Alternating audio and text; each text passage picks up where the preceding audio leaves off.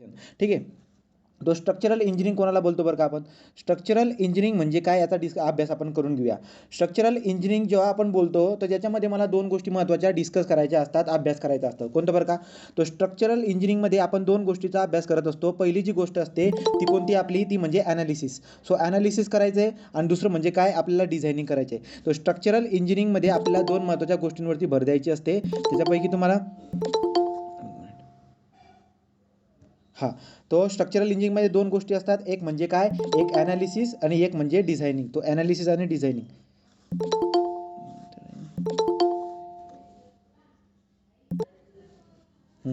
So analysis आणि designing. मग आता स्ट्रक्चरल इंजिनिअरिंगमध्ये ॲनालिसिस आणि डिझायनिंगचा अभ्यास करायचा आहे. ॲनालिसिस कोणाला बोलतो बरं का आपण? तर कोणत्या पण स्ट्रक्चरचे मेंबर असतात. जर मी समजा एखादी बिल्डिंग म्हटली, तर या बिल्डिंगमध्ये जर बघायला गेलो तर हे एक स्ट्रक्चर आहे. ते काय झालं बरं का आपलं? हे एक स्ट्रक्चर झालं.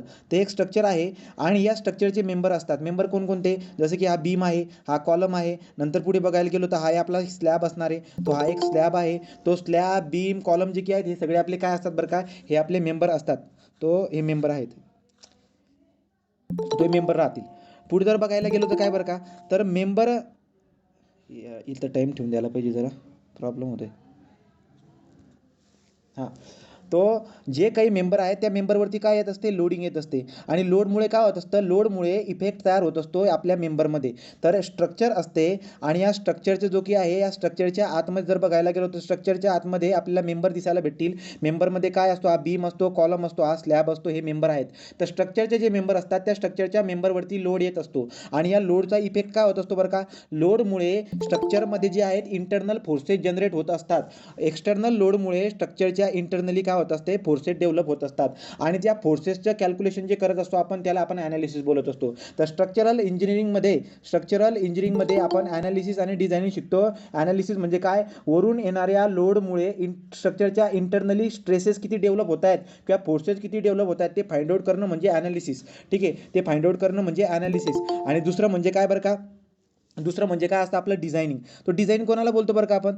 डिझायनिंग म्हणजे काय बरं का? तर डिझायनिंगचा मिनिंग असा होत असतो की तुम्ही काय केलंय?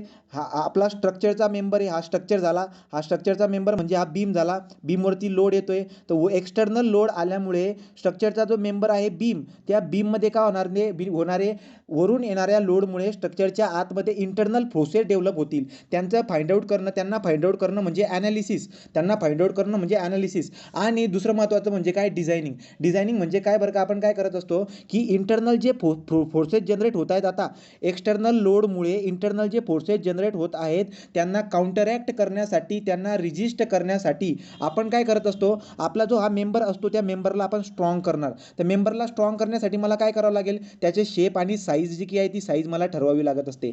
तर जो काही आपला स्ट्रक्चरमधला जो मेंबर आहे म्हणजे बीम झाला, कॉलम झाला, यांचे आपण काय करत असतो? त्यांचं डायमेन्शन ठरवत असतो. त्यांची लांबी, रुंदी, लेंथ ठरवत असतो. तिथे डिझायनिंग होत असते. ती काय झाली आपली? ती डिझायनिंग झाली. राईट. तो हवाला पॉईंट लक्षामध्ये ठेवून घ्यायचा. तर स्ट्रक्चरल इंजिनिअरिंगमध्ये ॲनालिसिस असते आणि डिझायनिंग असते. ॲनालिसिस म्हणजे लोडिंगमुळे इंटरनल फोर्सेस फाइंड आउट करायचे आणि डिझायनिंग म्हणजे काय बरं का? इंटरनल फोर्सेस जे जनरेट झालेले आहेत त्यांना त्या इंटरनल फोर्सेस जे काही आहेत वरून येणाऱ्या लोडला रिजिस्ट करण्यासाठी आपण काय करायचं? त्या मेंबरला तेवढा स्ट्रॉंग बनवायचा. स्ट्रॉंग बनण्यासाठी आपल्याला काय करावं लागेल? क्रॉस सेक्शन तसा प्रोव्हाइड करावा लागेल. सांगायचं तात्पर्य म्हणजे काय? तो डिझायनिंग जे काही आहे डिझायनिंग करणं म्हणजे काय? सेक्शन प्रोव्हाइड करणं. क्रॉस सेक्शन किती द्यायचा बरं का? क्रॉस सेक्शन म्हणजे काय बरं का? त्याची विड्थ किती ठेवू? ठीक आहे, त्याची विड्थ किती ठेवायची, त्याची डेप्थ किती ठेवायची, तो मेंबरची विड्थ आणि डेप्थ ठरवणं म्हणजे डिझायनिंग करणं असं म्हणता येईल थोडक्यामध्ये. ठीक आहे. मग डिझायनिंगमध्ये आपल्याला काय काय शिकावं लागत असतं? डिझायनिंगचे सब्जेक्ट जे असतात त्याच्यामध्ये तुम्हाला RCC शिकावं लागत असतं, तुम्हाला स्टील स्ट्रक्चर शिकावं लागत असतं. RCC झालं, स्टील स्ट्रक्चर झालं, PSC असतं. So prestress concrete structure, reinforce concrete structure. Right. पुढे जर बघायला गेलं तर स्टील स्ट्रक्चर आणि मेसनरी स्ट्रक्चर या चारींचा अभ्यास आपल्याला डिझायनिंगच्या सब्जेक्टमध्ये करावा लागणार. तर स्ट्रक्चरल इंजिनिअरिंगमध्ये ॲनालिसिस असते आणि डिझायनिंग असते. डिझायनिंग म्हणजे काय बरं का? इंटरनल फोर्सेसला काउंटरॅक्ट करण्यासाठी क्रॉस सेक्शन प्रोव्हाइड करायचा. तो क्रॉस सेक्शन प्रोव्हाइड करायचा. मग त्यासाठी आपल्याकडे वेगवेगळे सब्जेक्ट असतात. डिपेंड करतं तुम्ही कशाचा अभ्यास करतायत. तो RCC सब्जेक्ट आहे, स्टील सब्जेक्ट आहे, PSC आहे, मॅशनरी आहे. आपल्याला शिकायचं आहे स्टील स्ट्रक्चर. अलीकडे जर तुम्ही आलात ॲनालिसिस करण्यासाठी, तर ॲनालिसिस करण्यासाठी तुमच्याकडे कोणकोणते सब्जेक्ट असतात? तुमच्याकडे 2 महत्त्वाचे सब्जेक्ट असतात. एक असतो आपला स्ट्रेंथ ऑफ मटेरियल मटेरियल आणि दुसरा असतो आपल्याकडे स्ट्रक्चरल ॲनालिसिस. तो स्ट्रक्चरल ॲनालिसिस आणि स्ट्रेंथ ऑफ मटेरियल हे दोन सब्जेक्टमध्ये आपण काय शिकत असतो, एक्सटर्नल लोड आल्यामुळे जो आपला मेंबर आहे त्या मेंबरच्या आतमध्ये किती फोर्सेस आणि कोणते फोर्सेस तयार झालेले आहेत यांचं कॅल्क्युलेशन जे करत असतो त्याला आपण ॲनालिसिस बोलत असतो आणि ते सॉम आणि ॲनालिसिसमध्ये आपण ते शिकत असतो. Structural analysis SA1 SA2 subject असतात आपल्याला, त्याच्यामध्ये आपण ते शिकत असतो. तर हे जे काय आहे एक ओव्हरऑल आयडिया तुम्हाला देऊन दिली. जर आपल्याला ॲनालिसिस करायची असेल तर ॲनालिसिस करण्यासाठी तुम्हाला 3 कन्सेप्ट माहीत असायला पाहिजे. कोणकोणते बरं का, तर लक्षात घ्या. ॲनालिसिस करण्यासाठी आपल्याला कन्सेप्ट कोणकोणत्या माहीत पाहिजे बरं का. सगळ्यात महत्त्वाचं म्हणजे इक्विलिब्रियम आपण कोणाला म्हणतो त्याच्याबद्दल आपल्याला माहीत असायला पाहिजे. दुसरं म्हणजे कॉम्पॅटिबिलिटी कंडिशन काय असतात त्याच्याबद्दल पण माहीत असायला पाहिजे. सो कॉम्पॅटिबिलिटी याच्याबद्दल माहीत असायला पाहिजे. आणि तिसरं काय असतं, एनर्जी. तर जर आपल्याला डिटेलमध्ये ॲनालिसिस शिकायचं असेल तर पूर्ण ॲनालिसिसचा सब्जेक्ट पूर्ण समजून घेण्यासाठी आपल्याकडे 3 कन्सेप्ट असतात. एक इक्विलिब्रियम, एक कॉम्पॅटिबिलिटी कंडिशन आणि एक एनर्जी. यांच्याबद्दल जर तुम्हाला डिटेलमध्ये इन्फॉर्मेशन असेल तर तुम्ही ॲनालिसिस चांगल्या पद्धतीने करू शकतात. तो ॲनालिसिसचा आपला काही संबंध नाही आहे. आपण डिझायनिंग शिकत आहोत, डिझायनिंगमध्ये पण स्टील स्ट्रक्चर शिकत आहोत. ठीक आहे. हां, तर ॲनालिसिस करण्यासाठी तुम्हाला इक्विलिब्रियम, कॉम्पॅटिबिलिटी आणि एनर्जी यांची कन्सेप्ट माहीत असायला पाहिजे. राईट. ॲनालिसिसचा अभ्यास तुम्ही 2 सब्जेक्टमध्ये करतात, एक सॉममध्ये आणि एसेमध्ये. पुढे जर बघायला गेलो तर आता पुढचा पॉईंट काय बरं का, तो आता डिझायनिंगमधला डिझायनिंग जी की आहे, मी जेव्हा बोलतोय की मला स्ट्रक्चरला डिझाईन करायचं आहे याचा मिनिंग काय होतं बरं का. जेव्हा पण तुम्हाला स्ट्रक्चरला डिझाईन करायचं आहे, भलेही तुम्ही कोणताही सब्जेक्ट शिका, RCC शिका, स्टील स्ट्रक्चर शिका, PSC, मॅशनरी, कोणत्या पण प्रकारचा विषय तुम्ही शिका डिझायनिंगमधला कोणताही सब्जेक्ट जेव्हा आपण शिकणार तर ॲक्च्युली डिझायनिंग करतोय म्हणजे मी कशासाठी डिझायनिंग करतो बरं का, क्रॉस सेक्शन वगैरे फाइंड आउट मी करतो, पण आपली डिझायनिंग कोणत्या वेमध्ये असायला पाहिजे. तर डिझायनिंग परफेक्ट झाली असं मी कधी म्हणतो तर लक्षात घ्यायला पाहिजे. जर आपण सेफ्टी पहिला पॉईंट काय बोललो, सेफ्टीसाठी. दुसरा पॉईंट काय आहे, सर्व्हिसिबिलिटी.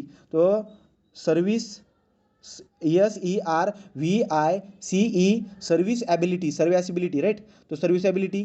नंतर जे आहे ड्युरेबिलिटी. चौथा जो आहे इकॉनॉमी आणि पाचवा जो आहे आस्थेटिक. तो आता हे पॉईंट काय लक्षात घ्या. तुम्हाला काय बोलतोय मी, जर तुम्हाला डिटेल ॲनालिसिस सब्जेक्ट समजून घ्यायचा असेल तर 3 कन्सेप्ट माहीत असायला पाहिजे, इक्विलिब्रियम, कॉम्पॅटिबिलिटी आणि एनर्जी. ॲनालिसिसचा अभ्यास करण्यासाठी सॉम आणि एसे सब्जेक्ट असतो. डिझायनिंगकडे आलो. डिझायनिंग करणं म्हणजे काय, मेंबरचा क्रॉस सेक्शन ठरवणं म्हणजे डिझायनिंग करणं होय. चालेल. पुढे जर बघायला गेलो तर काय, कंप्लीट डिझायनिंग झाली असं आपण कधी बोलतो, जर डिझायनिंग आपण या 5 गोष्टीला लक्षात घेऊन केलं असेल. जर डिझायनिंग आपण या 5 गोष्टीला लक्षात घेऊन जर का केलं असेल तर डिझायनिंग खूप छान पद्धतीची झाली आहे असं म्हणता येईल. म्हणजे काय बरं का, जर तुम्ही सेफ्टीसाठी डिझायनिंग केली असेल म्हणजे काय, की एखादं मी स्ट्रक्चर आहे, स्ट्रक्चरमधला मेंबर समजा बीम आहे आणि बीमला जर का मी सेफली डिझाईन केला असेल म्हणजे काय, वरून कितीही लोड आला तरी फेल्युअर होणार नाही, म्हणजे तो बीम आपला सेफ राहणार आहे. राईट. तर वरून येणाऱ्या लोडसाठी आपला बीम जर का सेफ असेल तो ओके असणार आहे. तो डिझायनिंग काय झाली, ओके झाली. तो आपण काय करणार आहोत, सेफली डिझायनिंग करणार आहोत. तो डिझाईन आपली सेफ असायला पाहिजे. दुसरी काय बरं का, आपण जी डिझायनिंग करत आहोत ती सेफ तर असायलाच पाहिजे. डिझायनिंग सेफ असायला पाहिजे म्हणजे काय, डिझायनिंग जे काही करणार आहोत म्हणजे मेंबरला जो डिझाईन करणार आहे, मेंबरचा जो क्रॉस सेक्शन देणार आहे असा क्रॉस सेक्शन द्या की लोड आल्यानंतर तो फेल व्हायला नको. खाली लोक, आता समजा ही बिल्डिंग आहे, या बिल्डिंगमध्ये लोक राहतात, राईट. पण या बिल्डिंगचे क्रॉस सेक्शन मी असे प्रोव्हाइड करून टाकलेत की फेल्युअर होणार नाही म्हणजे काय, आपण सेफ्टीला अचीव करून घेतलेला आहे. तो सेफ्टी जी काय आहे चांगल्या पद्धतीची सेफ्टी दिसायला भेटते. पुढचा सर्व्हिसॅबिलिटी. आता सर्व्हिसॅबिलिटी म्हणजे काय बरं का, की जर समजा आता मी एखादी बिल्डिंग बांधली, याला मी पुसतो. आता लक्षात घ्या, ही आपली एक बिल्डिंग आहे, आता या बिल्डिंगमध्ये कोण कोण राहणार आहे, या बिल्डिंगमध्ये जी की समजा या बिल्डिंगमध्ये एक जिमचा रूम होता. समजा ही बिल्डिंग आहे आणि या जिममध्ये हा एक रूम आहे आणि या रूममध्ये काय आहे बरं का, या रूममध्ये आपण जिमसाठी जे काही वस्तू असतात ते आपण काय करून ठेवले, तिथं आपण ते पुरवलेले आहेत. तर लक्षामध्ये काय येत असतं की एक जिम रूम आहे ही आणि या रूममध्ये खूप साऱ्या वजनदार वस्तू आहेत. आता लक्षामध्ये काय येत असतं की या जिमचा जो फ्लोअर आहे, जो स्लॅब आहे खालचा, याच्यावरती वस्तू ठेवल्या, आपण इथं वस्तू येत आपल्या, राईट. तो इथं आपल्या वस्तू येत, तर इथं जे की आहे तिथं वस्तू दिसायला भेटत आहेत. आता काय होत असतं, हे जास्त लोडिंगमुळे आपला स्लॅब इथं डिप्लेक्ट होताना दिसायला भेटणार आहे, राईट. तर जास्त लोडिंगमुळे काय होणार आहे, जास्त लोडिंगमुळे जो की आहे इथं वस्तू होत्या, हा स्लॅब जो आहे असा डिप्लेक्ट होणार आहे. आता लक्षात घ्या, जिममध्ये वस्तू ठेवलेल्या होत्या, त्या वस्तूच्या वजनामुळे स्लॅब काय झाला, डिफ्लेक्ट झाला आणि हे माझ्या लक्षामध्ये पण आलं. तर लोक काय विचार करतात की यार या वजनामुळे हा स्लॅब डिफ्लेक्ट झाला आहे आणि असा शेप त्याचा झालेला आहे. लोक काय विचार करतील, याचा काय भरोसा बाबा की उद्या हे कधी पण फेल होऊन जाईल. त्यामुळे लोक या ठिकाणी जात नाहीत. जिममध्ये काय झालं होतं, जिममध्ये असणाऱ्या मोठ्या मोठ्या वस्तूंमुळे जो स्लॅब होता त्याच्यामध्ये डिफ्लेक्शन दिसायला भेटलं. ते डिफ्लेक्शन लोकांच्या नजरेस आलं. हे डिफ्लेक्शन बघून लोक जे की आहेत त्या जिममध्ये गेले नाहीत. त्यांनी विचार काय केला की या वजनामुळे जे डिफ्लेक्शन झालेलं आहे, उद्या उठून काहीही प्रॉब्लेम येऊ शकतो, त्यापेक्षा इथं जाऊ नका. झाला प्रॉब्लेम काय बरं का, की जी डिझायनिंग आपण केली होती म्हणजे काय बरं का, या स्लॅबची जी थिकनेस वगैरे मी प्रोव्हाइड केली असेल ती कमी प्रोव्हाइड केली गेली असेल, त्यामुळे मला हे डिफ्लेक्शन दिसायला भेटत आहेत. तर ही जी काही मी डिझायनिंग केली, ही डिझायनिंग आपली काय बरं का, सर्व्हिसॅबिलिटीचा क्रायटेरिया सॅटिस्फाईड करत नाही आहे. म्हणजे काय बरं, आता सर्व्हिसॅबिलिटीचा क्रायटेरिया सॅटिस्फाईड करत नाही, याचा मिनिंग काय होतोय, याचा मिनिंग असा होत आहे की जिम ज्या कामासाठी तुम्ही डिझाईन केली होती, जिमचा जो रूम होता, जिमचा रूम ज्या कामासाठी तुम्ही डिझाईन केला होता, ते काम आता होत नाहीये. तर लक्षात घ्या, लोक जी की आहेत या लोक या जिममध्ये जात नाहीयेत का, तर इथं प्रॉब्लेम दिसायला भेटत आहे.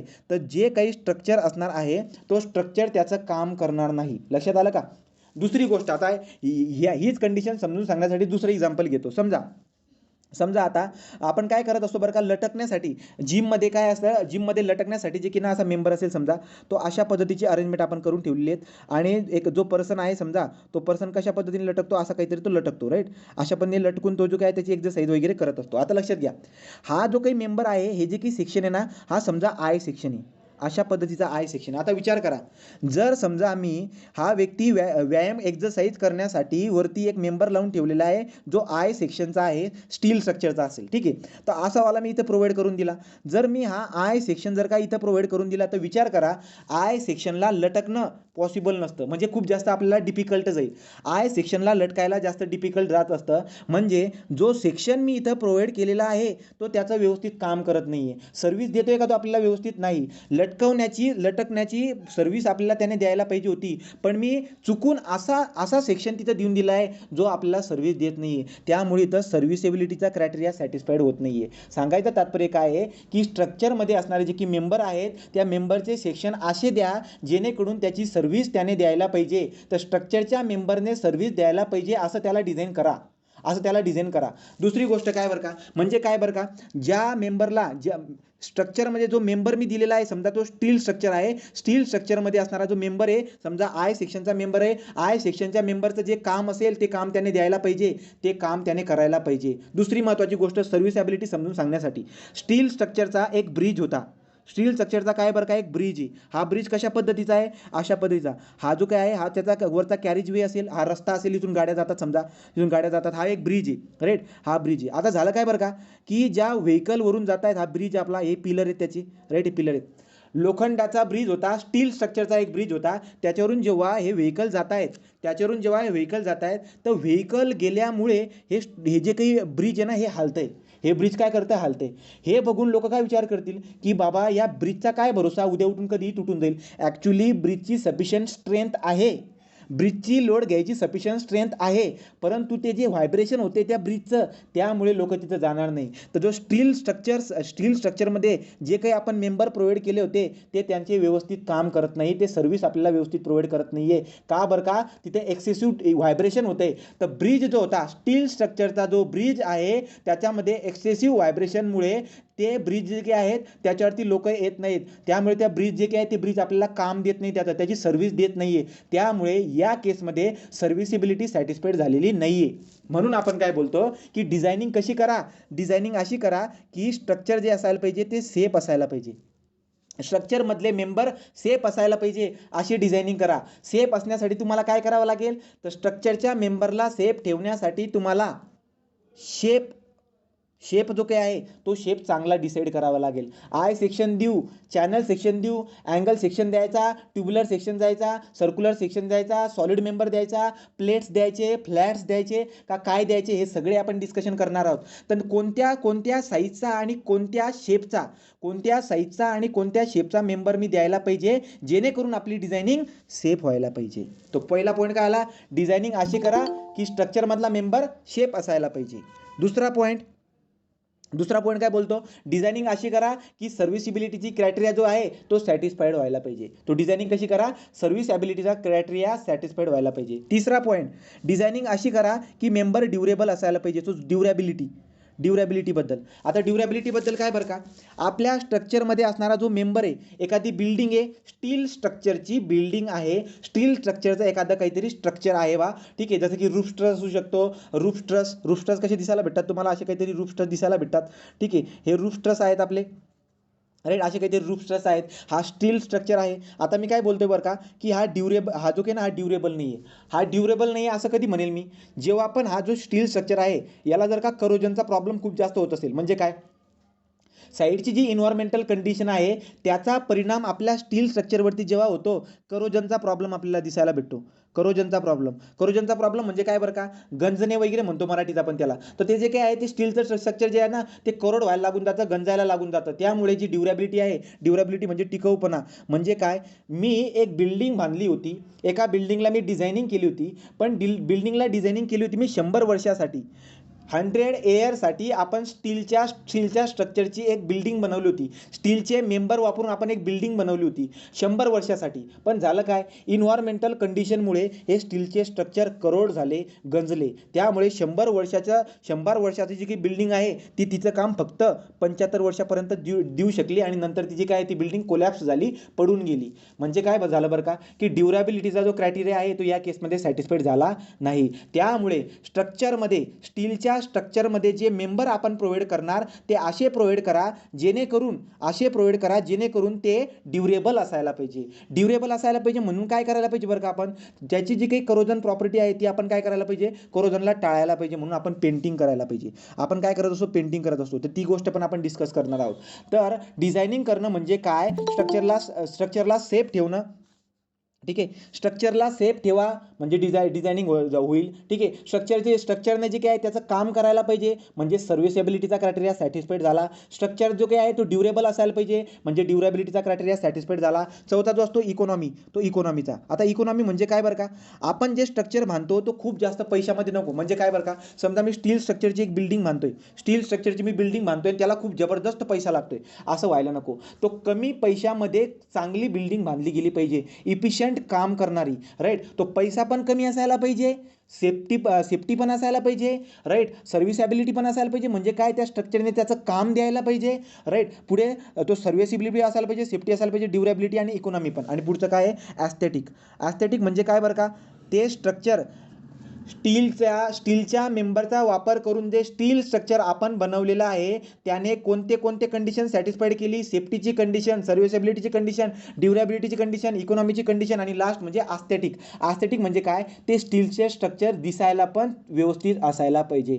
आपण एवढा पैसा इन्व्हेस्ट करतो त्या स्ट्रक्चर बांधण्यासाठी, तर ते दिसायला सुद्धा चांगलं असायला पाहिजे. तो पॉईंट लक्षात आला का, ॲस्थेटिक असायला पाहिजे. मग एक कंप्लीट डिझायनिंग झाली असं आपण कधी म्हणणार, जेव्हा ते हे 5 क्रायटेरिया सॅटिस्फाईड करेल तेव्हा आपण बोलतो की डिझायनिंग एक नंबर झाली. तो डिझायनिंग खूप चांगल्या पद्धती झाली. जेव्हा या 5ही कंडिशन जेव्हा सॅटिस्फाईड होतील, safety, serviceability, durability, economy, aesthetic, right. तर हे 5 कंडिशन जेव्हा सॅटिस्फाईड होतील तेव्हा आपण बोलून देईल की डिझायनिंग एक नंबर झाली, डिझायनिंग खूप छान पद्धतीची झाली. पुढचा पॉईंट काय असतो, पुढचा पॉईंट आपण डिस्कस करणार आहोत आता. पुढचा पॉईंट काय, स्टील स्ट्रक्चर कोणकोणते बरं का, example of steel structure. So example of steel structure. आता आपण आपल्या विषयाकडे चाललोय, स्टील स्ट्रक्चर. तर डिझायनिंगमध्ये कोणकोणते सब्जेक्ट असतात, RCC, नंतर प्रिस्ट्रेस कॉन्क्रीट, स्टील स्ट्रक्चर आणि मॅशनरी स्ट्रक्चर. आता आपण उचलला आहे आपला स्टील स्ट्रक्चरमध्ये. आपण एक्झाम्पलपासून सुरुवात करून घेऊ की आपण जेव्हा स्टील स्ट्रक्चरचा सब्जेक्ट शिकत आहोत तर ॲक्च्युली आपल्या आजूबाजूला असे काही स्टील स्ट्रक्चर आहेत का, तर खूप सारे स्टील स्ट्रक्चर आहेत. तुम्हाला सर जे काही आहेत तुम्हाला सर हे करण्यासाठी पण नेतील, ठीक आहे. तो साईट व्हिजिट तुमची जाते स्टील स्ट्रक्चरच्या व्हिजिट याच्यासाठी, ठीक आहे. तो आजूबाजूचे की रूफ ट्रस वगैरे असतात. मग आता एक्झाम्पल घेऊन घेतो. पहिले एक्झाम्पल घेतो मी स्टील स्ट्रक्चरचं, रेल्वे ट्रस ब्रिज. तुम्हाला प्रश्न विचारेल परीक्षेमध्ये, SPB मध्ये क्वेश्चन विचारतात, write down the short notes on the example of the steel structure. तर रेल्वे ट्रस ब्रिज, तुम्ही जर बघायला गेलात तर रेल्वेचे जे आपल्याला प्लॅटफॉर्म वगैरे असतात रेल्वेच्या केसमध्ये बघा, तर रेल्वेच्या केसमध्ये काय असतं, हे जे काही आहे हा रेल्वेचे जे की आहेत या हे रेल्स आहेत. आपण काय करतो, इकडून इकडे याला जर का क्रॉस करायचं असेल तर आपल्याकडे असं फ्लायओव्हर टाईप असतात. ठीक आहे, तो फ्लायओव्हर टाईप ब्रिजची अरेंजमेंट आपण केली असते. आपण वरती चढून या रेलला क्रॉस करून अलीकडे येत असतो. तर ती एक ब्रिज टाईप अरेंजमेंट असते. आणि ते जे स्ट्रक्चर आहे तिथं मटेरियल कोणतं यूज केलं आहे, आपण स्टीलचं मटेरियल यूज केलं आहे. स्टील म्हणजे काय याच्याबद्दल डिस्कशन करणारच आहोत. तो पहिलं जे एक्झाम्पल तुम्हाला मी देतोय कोणतं आहे, रेल्वे ट्रस ब्रिजेस. तर रेल्वेच्या ठिकाणी जे काही ट्रसेस वगैरे तो ब्रिज जे की असतात, ब्रिज रेल्वेच्या ठिकाणी रेल्सला क्रॉस करण्यासाठी सम हाईट्सवरती जे फ्लायओव्हर ब्रिजेस आपण देत असतो ते स्टीलचे असतात. दुसरं एक्झाम्पल वॉटर टँक. दुसरं एक्झाम्पल कशाचं बरं का, तो example of the steel structure पहिलं दिलं मी, रेल्वे ट्रस ब्रिज. दुसरं एक्झाम्पल आहे वॉटर टँक. तो वॉटर टँक जे असतात, पाण्याच्या ज्या टाक्या असतात त्या सुद्धा स्टीलच्या असतात, हे आपल्याला दिसायला भेटलेले आहेत. कधी कधी टँकर बघा, ट्रॅक्टरला जॉईंट केलेला जे काय आहे रोडावरती आपल्याला टँकर दिसायला भेटत असतात. तो अख्खा टँकर कशाचा डिझाईन केलेला असतो, तो स्टील स्ट्रक्चरचा असतो. तर टँकर सुद्धा जे काही असतात ते टँकर कशाचे, स्टील स्ट्रक्चरचे. लक्षात घ्यायचं, टँकर जो झाला, पाण्याची टाकी, तो गावाकडे जे काही आहेत बरेचसे गावाकडे तर म्हणता येईल आपल्याला, गावाकडे जे ॲक्च्युली सिमेंट कॉन्क्रीटचा जो काही असतो, सिमेंट कॉन्क्रीट किंवा RCCचा वॉटर टँक असतो. पण कधी कधी आपण स्टील स्ट्रक्चरची पण वॉटर टँक बघितलेली आहे. तर स्टील स्ट्रक्चरच्या वॉटर टँक पण असतात, टँकर पण असतात. तिसरं एक्झाम्पल, पहिले एक्झाम्पल बोललो मी रेल्वे ट्रस ब्रिज, पहिले एक्झाम्पल आहे आपलं स्टील स्ट्रक्चरचं. वॉटर टँक हे दुसरं एक्झाम्पल झालं. तिसरं रूफ ट्रस. तर रूफ ट्रस या मंचरमध्ये जर तुम्ही बघायला गेलात तर मार्केट जो काही आहे, मार्केटमध्ये जे काही ना स्टील स्ट्रक्चरचे रूफ तुम्हाला दिसायला भेटतील. किंवा आपलं जो की थर्ड इयरचा जो क्लासरूम आहे, थर्ड इयरच्या क्लासरूमकडे ज्या साईडला मुलं बसतात त्या मुलांच्या साईडला जिथं खिडकी वगैरे असते त्याच्या आउट साईडला आपल्याला ट्रसची अरेंजमेंट दिसायला भेटते. कशा पद्धतीने बरं का, अशी ट्रसची अरेंजमेंट आपल्याला दिसायला भेटत असते. तो ठीक आहे, हे सुद्धा काय असतं बरं का आपलं, हे सुद्धा काय आहे, हे सुद्धा आपल्याला स्टील स्ट्रक्चर जे काय आहे स्टील स्ट्रक्चरचं दिसायला भेटत असतं. तर रूफ स्ट्रस जे असतात ते रूफ स्ट्रसेस सुद्धा स्टील स्ट्रक्चरचे असतात. किंवा हॉस्टेल जे आहे तुमचं, जे गव्हर्नमेंट हॉस्टेल आहेत, ते गव्हर्नमेंट हॉस्टेलच्या ठिकाणी जे वरचं पोर्शन आहे, टॉपचा पोर्शन, तो गव्हर्नमेंट हॉस्टेलमध्ये जर बघायला गेला तुमच्या, तर तुम्हाला लक्षामध्ये येईल की जो टॉपचा पोर्शन आहे इथं ना ट्रसची अरेंजमेंट करून टाकलेली आहे आणि त्याच्यावरती शीट्स प्रोव्हाइड केलेले आहेत. तर इथं सुद्धा आपल्याला सो देअरफॉर बोलू शकतो आपण roof trusses, railway truss bridges, water tank, roof truss, chimney. आता चिमनी बघा, तर पुढचं एक्झाम्पल घेतोय चिमनी म्हणते कोणते बरं का, इंडस्ट्री जे असतात त्या इंडस्ट्रीमध्ये जे हे असतात धूळ वगैरे जे असते त्या धूळला बाहेर जाण्यासाठी ही आपली इंडस्ट्री आहे. आणि त्या इंडस्ट्रीमध्ये काहीतरी ही इंडस्ट्री अशा पद्धतीची, आणि या इंडस्ट्रीमधून जी धूळ असते त्या धूळला बाहेर जाण्यासाठी आपण चिमनी प्रोव्हाइड केलेली असतात, राईट. तो असे सिलेंड्रिकल पाईप्स वगैरे आपण प्रोव्हाइड केलेले असतात ज्याच्यामधून धूळ बाहेर जात असते. त्या ज्या चिमण्या असतात या चिमण्या सुद्धा कशाच्या असतात, स्टीलच्या असतात, स्टीलच्या मटेरियलपासून बनलेल्या असतात. पुढे ट्रान्समिशन टावर. तो ट्रान्समिशन टावर तुम्ही बघितला असणार, गावाकडे जे काही गावाकडे म्हणा किंवा शहरामध्ये अशा पद्धतीने आपण आपले ट्रान्समिशन टावर बघितलेले असतात. ट्रान्समिशन टावर जे की असतात त्यांचा तुम्ही जर बघायला गेलात ना तर ते रोडच्या साईडला ट्रान्समिशन टावर दिसायला भेटतात. त्याच्या जवळ जर तुम्ही गेलात ना आवाज पण येत असतो, राईट की नाही, आवाज पण येत असतो. ते ट्रान्समिशन टावर जे असतात, हे सगळे ट्रान्समिशन टावर जे आहेत हे सगळे टावर आपले कशात, किंवा गावाकडे असणारे, शहरामध्ये असणारे एअरटेलचं टावर या BSNLचं टावर, हे सगळे जे काही टावर असतात हे स्टील स्ट्रक्चरचे असतात. ठीक आहे, म्हणजे स्टीलपासून बनलेले असतात. नंतर पाईप रॅक. घरामध्ये पण एक रॅक असते, वस्तू ठेवण्यासाठी रॅक असतात, ते पण कधी कधी स्टील स्ट्रक्चरचे असतात. किंवा पाईप रॅक पण असतात. पाईप रॅक म्हणजे कोणते बरं का, तर आपण जर बघायला गेलो अशा पद्धतीची अरेंजमेंट असते. पाईप रॅकबद्दल सांगतोय, अशा पद्धतीची अरेंजमेंट असते. आणि याच्यामध्ये काय असतात बरं का, कंपन्यांमध्ये तर हे पाईपला धरून ठेवण्यासाठी जे की ना असे रॅक असतात. हे रॅक काय करतात बरं का, स्टील स्ट्रक्चरपासून, हे स्टील स्ट्रक्चरचे असे काहीतरी प्लेट असतील आणि त्या प्लेटवरती आपण आपले काय ठेवले, ते पाईप आहेत. हे सगळे काय आहेत, पाईप आहेत. 3D मध्ये बघू शकता तुम्ही, अशा पद्धतीने हे पाईप आपल्याला दिसायला भेटत असतात. तर जेव्हा तुम्हाला एक्झाम्पल विचारतील, रेल्वे ट्रस ब्रिज एक्झाम्पल द्या, वॉटर टँक द्या, रूफ ट्रस द्या, चिमनी द्या, transmission tower, pipe rack, tanker, खूप सारे एक्झाम्पल तुम्हाला देता येतील. स्टील स्ट्रक्चरचे एक्झाम्पल तुम्हाला खूप सारे देता येतील. ठीक आहे, पुढचा पॉईंट काय आता आपला, तो पुढचा पॉईंट आहे व्हॉट इज स्टील. आता स्टील म्हणजे काय, स्टील स्ट्रक्चर शिकण्यासाठी आपल्याला समजून घ्यायला पाहिजे की स्टील काय असतो. स्टील जर बघायला गेलो तर स्टील एक मटेरियल आहे असं म्हणता येईल, ज्याला जनरली आपण ॲलॉय म्हणायला पाहिजे. तर जेव्हा दोन इलिमेंट एकत्र येत आहेत, दोन इलिमेंटला एकत्र करून आपण ॲलॉय तयार करत असतो. हा स्टील आपला एक ॲलॉय आहे. असं आपण जनरली वरवरती बोलत असतो. परंतु आपण जर बघायला गेलो तर लक्षामध्ये काय येत असतं, स्टील जर बघायला गेलो मेन स्टील स्ट्रक्चरमध्ये स्टीलचे क्लासिफिकेशन करतो दोन प्रकारे. कोणकोणते बरं का, एक असतो आपला नॉन अलॉय स्टील आणि दुसरा असतो अलॉय स्टील. आता काय काय असतं समजून घेऊ. नॉन अलॉय स्टील कधी म्हणतो मी, जर का समजा मी स्टीलला बनवलेला आहे दोन दोन इलेमेंटपासून. कोणकोणते बरं का, एक म्हणजे आयन म्हणजे लोखंड आणि दुसरं म्हणजे कार्बन. आयन आणि कार्बन या दोघांचं मिक्सचर करून जर का समजा मी एखाद्या मटेरियलला जर बनवतोय त्याला मी नॉन अलॉय म्हणतो. तुम्ही म्हणणार असं कसं बोलतोय, लक्षात घ्या. हे आपण जे काय ना, आपण आता गोष्टीला समजून घेत आहोत. जर आपण डीपमध्ये जर बघायला गेलो, जसं की सायन्स शिकलो होतो, सायन्समध्ये काय बोललो होतं, दोन मटेरियल जे काय आहे दोन इलिमेंटला एकत्र केल्यानंतर अलॉय बनत असतो, दोन किंवा दोनापेक्षा जास्त. ठीक आहे. आता स्टीलची क्लासिफिकेशन इथं कसं केलंय, non alloy steel, alloy steel. आता अलॉय स्टील मी या ठिकाणी कसं म्हणतोय, अलॉय स्टील कोणाला बोलतोय मी, इथं जे काही आहेत ion, carbon, manganese, cobalt, zinc, खूप सारे पदार्थ आपण एकत्र केलेले असतात. राईट. तर तुम्हाला ज्या पद्धतीची प्रॉपर्टी हवी आहे, राईट, तुम्हाला प्रॉपर्टी कोणत्या प्रकारची हवी आहे त्याच्यानुसार आपण मटेरियलला एकत्र करत असतो. तर दोन प्रकारचे स्टील असतात आपल्याकडे. पहिला नॉन अलॉय स्टील आणि एक अलॉय स्टील. अलॉय स्टीलमध्ये आपल्याला खूप जास्त इलिमेंट दिसायला भेटत असतात. हे काय झालं रे, व्हिडिओ कट झाला का, हां ठीक आहे.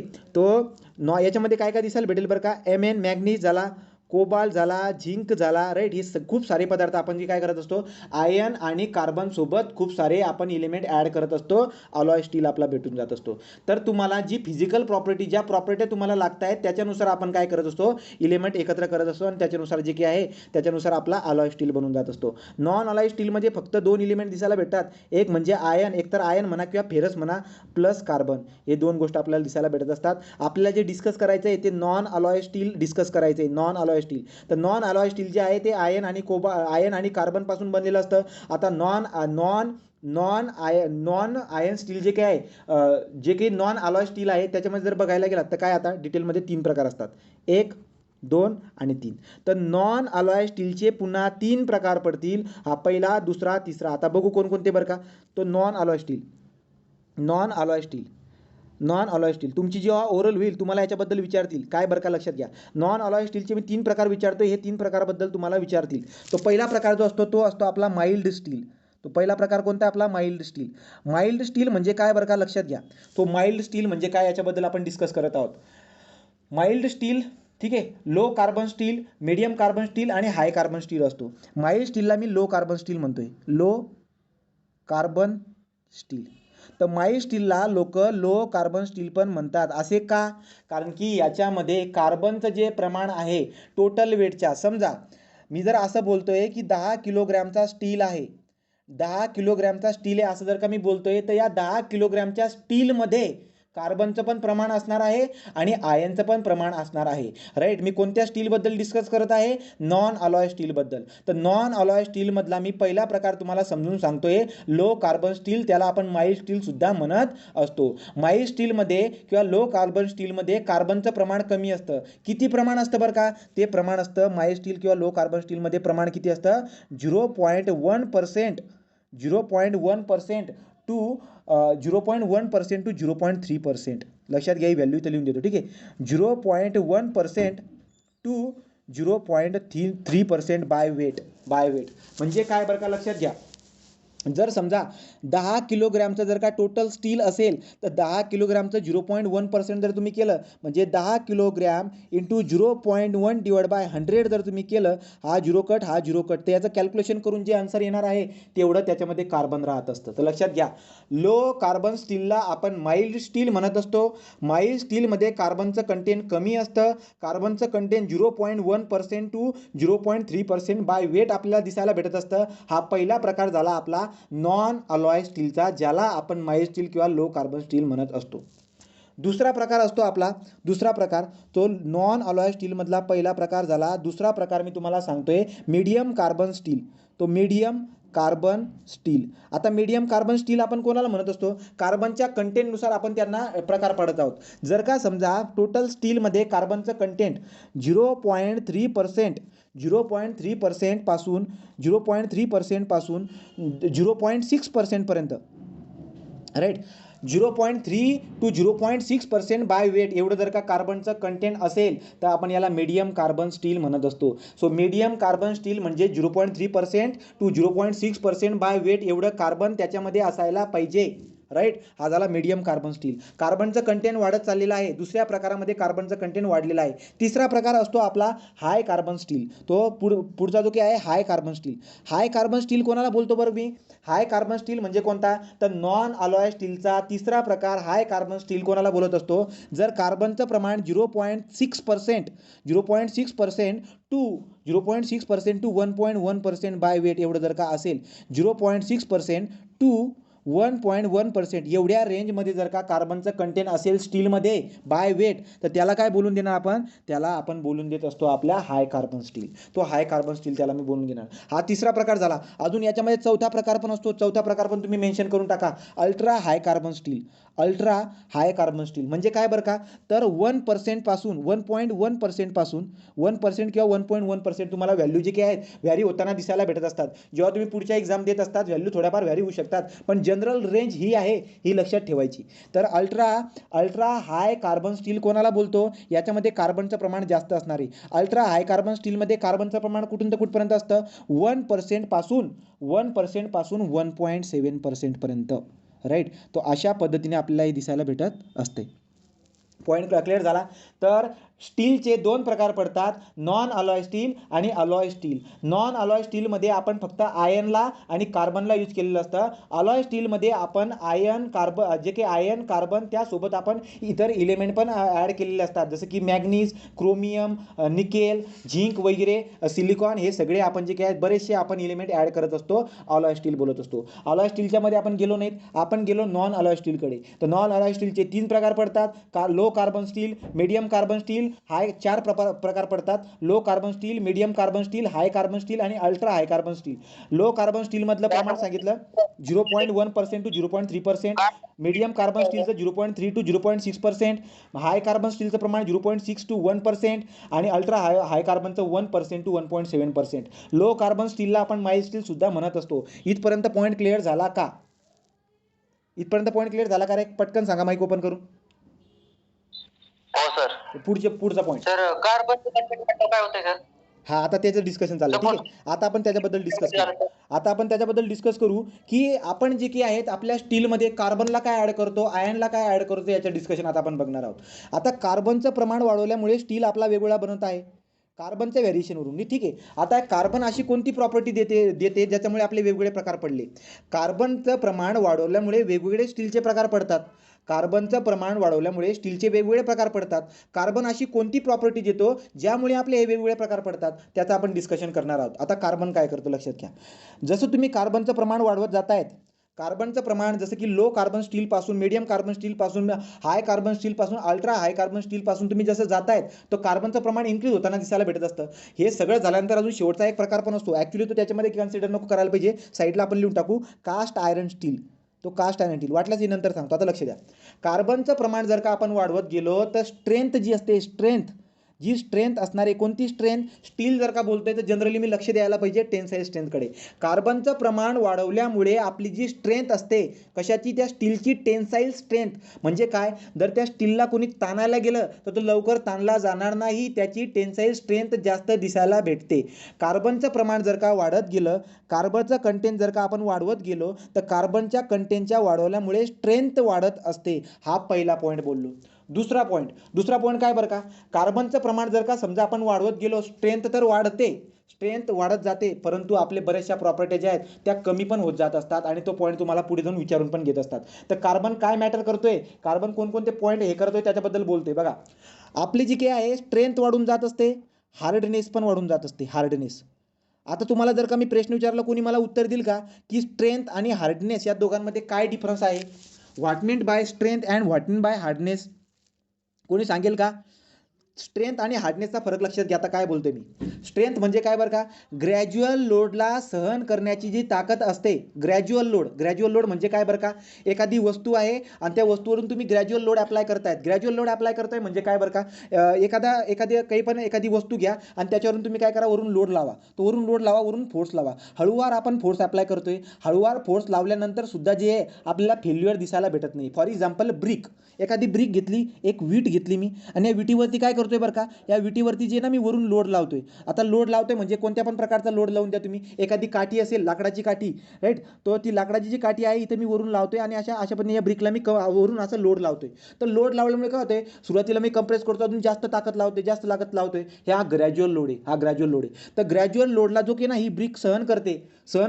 इथं मला फेल्युअर दिसायला भेटते का, वरून समजा मी लोड लावतोय आणि ब्रिक जी आहे ना, ती ब्रिक आता ब्रेक झाली, ती ब्रिक जी ना तुटली. याचा अर्थ काय झालं की तिने तेवढा लोड सहन केला. तो मग सांगायचं तात्पर्य काय आहे, स्ट्रेंथ म्हणजे काय, ग्रॅज्युअल लोडला सस्टेन करायची जी कॅपॅसिटी असते, ग्रॅज्युअल लोडला रिजिस्ट करायची कॅपॅसिटी जी असते तिला स्ट्रेंथ म्हणतो. आणि हार्डनेस म्हणजे काय बरं का, हार्डनेस म्हणजे काय की ॲब्रेशन, माहिती तुम्हाला ॲब्रेशन, समजा आपले हे नखं आहेत, तुम्हाला जो डांबरी रस्ता आहे आपला, एकतर कॉन्क्रीटचा रोड, आता जो नवीन कॉन्क्रीटचा रोड बांधला गेला आहे, त्या कॉन्क्रीटच्या रोडच्या सरफेसवरती जर तुम्ही नखाने असं टॉपच्या सरफेसला जर का घासण्याचा प्रयत्न केला, किंवा समजा तुमची भिंत आहे, तुम्ही ज्या ठिकाणी कॉटवरती किंवा जमिनीवरती किंवा कुठे बसलेले असणार, तुमचे जे काही आहेत बोटांची नखं घ्या आणि त्या सरफेसवरती असे स्क्रॅच करण्याचा प्रयत्न करा. स्क्रॅच केल्यावरती तुम्हाला तिथं जे की आहे ना, असे स्क्रॅच म्हणजे असं जे की आहे ना, अशी मटेरियल बाहेर रिमूव्ह होणार नाही. समजा आता काय करा, एखादी ना आपण कलर मारलेला आहे, भिंतीला आपण कलर मारून ठेवलेला आहे आणि आपण काय करतोय, नखाने असं त्याला बरोबर स्क्रॅच करायचा प्रयत्न करतोय. स्क्रॅच केल्यानंतर तिथून मटेरियल रिमूव्ह होऊन जाईल. याचा अर्थ असा आहे ना, हा जो सरफेस आहे ना, हा सरफेस एवढा हार्ड नाही आहे. सो रिजिस्टंट टू ॲब्रेशन म्हणजे काय, घासणे. जर एखाद्या गोष्टीला जर का समजा मी असं घासतोय किंवा स्क्रॅच करतोय ना, आणि जर समजा तो घासला गेला नाही किंवा स्क्रॅच वगैरे पडले नाहीत, तर तो सरफेस जो आहे ना, तो हार्ड आहे.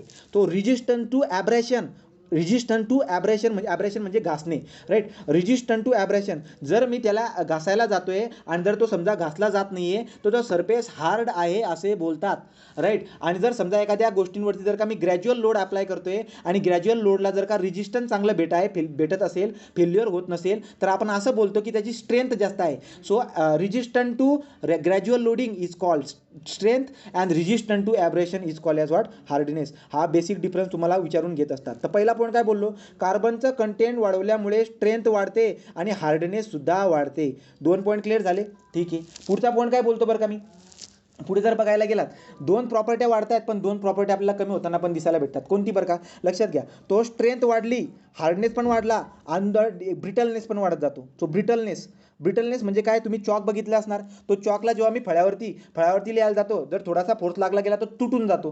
तो जो आहे ना तुटून जात असतो, तो ब्रिटल आहे. तो काय आहे, तो ब्रिटल आहे. तो ब्रिटल आहे, तो जो आहे ना तुटून जातोय. जसं की एखादा दगड घ्या, दगडला तुम्ही वरून जर का असा लोड लावला, तर तो बेंट न होता डायरेक्ट तुटून जात असतो. तो ब्रिटल आहे. तो काय, ठिसूळ आहे. ब्रिटलला मराठीत ठिसूळ बोलतो आपण. जसं की कोळसा असतो, लाकडाला पेटवल्यानंतर जे रिसिड्यू उरणारे खाली, तो जो ब्लॅक कलरचा कोळसा उरणारे त्याला जर का तुम्ही तोडायला गेला तर तुटून जातो. याचा अर्थ तो ब्रिटल आहे. एवढी गोष्ट आपल्याला माहित असते. तर कार्बनचं कंटेंट वाढवल्यामुळे स्ट्रेंथ वाढते, हार्डनेस वाढतो, पण ब्रिटलनेस पण वाढत जातोय, राईट. ब्रिटलनेस पण वाढत जातोय. या 3 प्रॉपर्ट्या वाढताना दिसायला भेटत आहेत. आणि कमी काय होतंय बरं का, तर कमी जे काय 2 प्रॉपर्ट्या होताना दिसायला भेटत असतात. पहिली प्रॉपर्टी कोणती, तर ती म्हणजे डक्टिलिटी जी काही आहे ती डक्टिलिटी कमी होताना दिसायला भेटत असते. आणि दुसरी म्हणजे टफनेस.